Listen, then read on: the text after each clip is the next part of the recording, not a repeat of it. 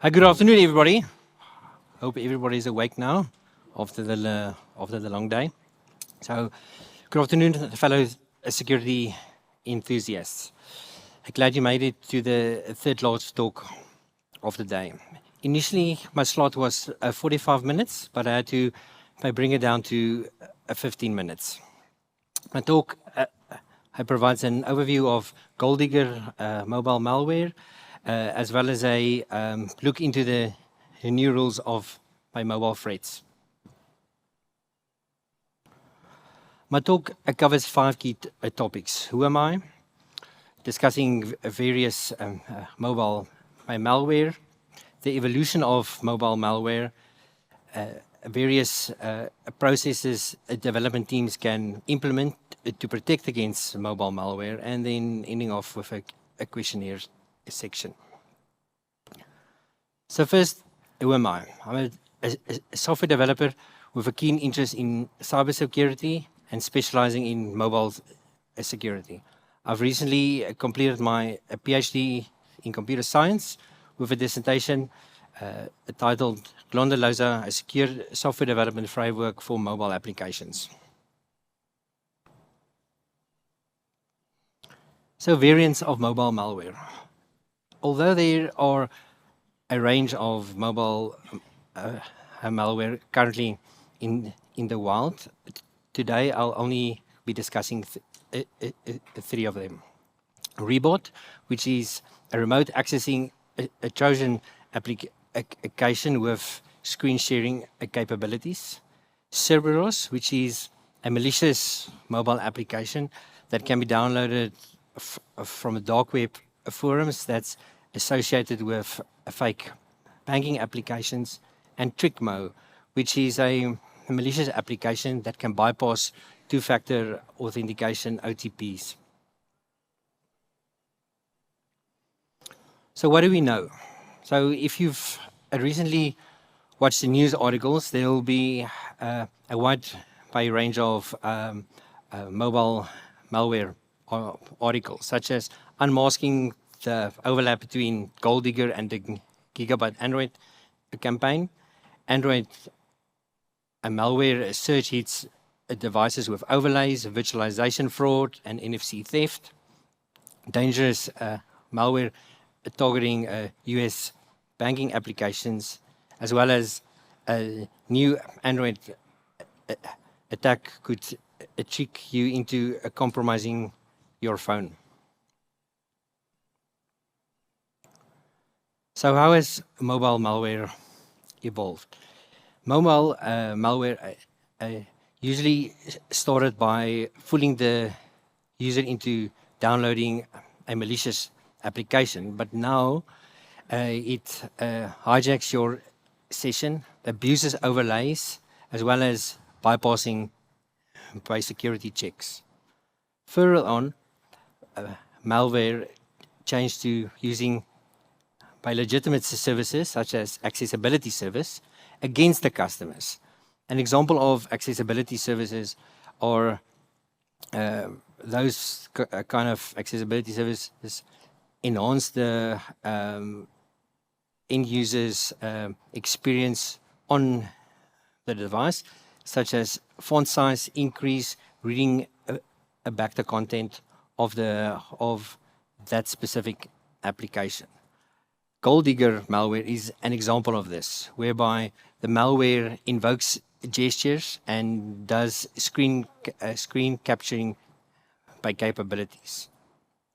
Further on, with the latest enhancement to malware has moved to using virtualization by frameworks such as virtual app and virtual exposed, whereby it creates a virtualized sandbox to load, execute, and run legitimate applications. The Godfather mobile app is using such a method, whereby the criminal will, with the use of social engineering techniques, will let you download an application and that application creates a sandbox, then it loads a legitimate application, hooks into all the gestures and actions that user it taps on the screen. And then they are basically guarded within the mobile app. So here's an example of the GoldDigger application. Here you can see the criminal constructing this specific application used an open source tool called the DPT shell to hide the inner workings of that application. You'll see on the left-hand side, there isn't much code there, whereby it's obfuscated and hidden away from any security analyst. Here's another example of the GoldDigger application, whereby the creator of the application used a different mechanism to obfuscate and hide the code. Although it's a different mechanism, here you can see more of the inner workings of that application, but you can more or less guess, okay, what this application is doing. Just if we go back, you'll see the fake application that the user was tricked into downloading was a SAPS application, and hereby it's a DSTV stream application. So how can we protect against these kinds of malware? Although there exists a range of methods to detect against malware, today I'm just going to discuss two. First of all, when your application loads up, check if accessibility services are enabled. Then filter on those accessibility services, filter out any services that do gesture capabilities as well as window capture capabilities. Also check if your application is running inside a virtualized environment, and then end off by determining the authenticity of that accessibility app, such as did it come from a specific app store which your app only conforms to. The second method is where the mobile application contains a list of permissions that can extract sensitive personal information from the device, such as reading SMSs, enabling audio, enabling video, reading contacts. Then construct a signature of various malware based upon those specific permissions.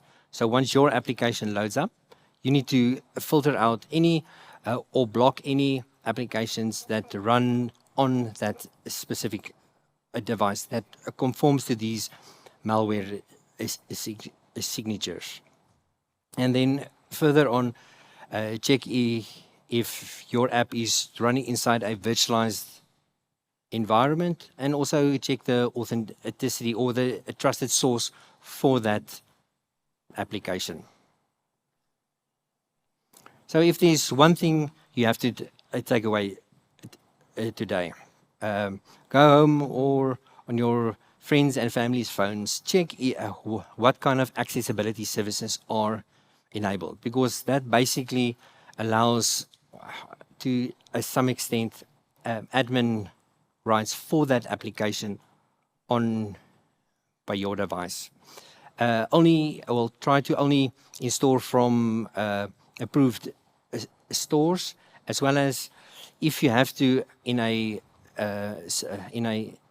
specific case have to install a mobile application not from a store, validate the developer's authenticity. And here I've given you a screenshot of how it looks if you enable accessibility services. You'll basically see there, and most users don't read what's on the screen. They just click, tap, install, life goes on. But installing a custom keyboard, even an anti-virus, yes, it protects us. But please note that you basically give the developers of that application the keys to the castle. So here you can see full control is given to that application. Are there any questions? Can't see. I'm like, it's quite light up here, so doesn't look like there's any questions. Okay, cool. Thank you.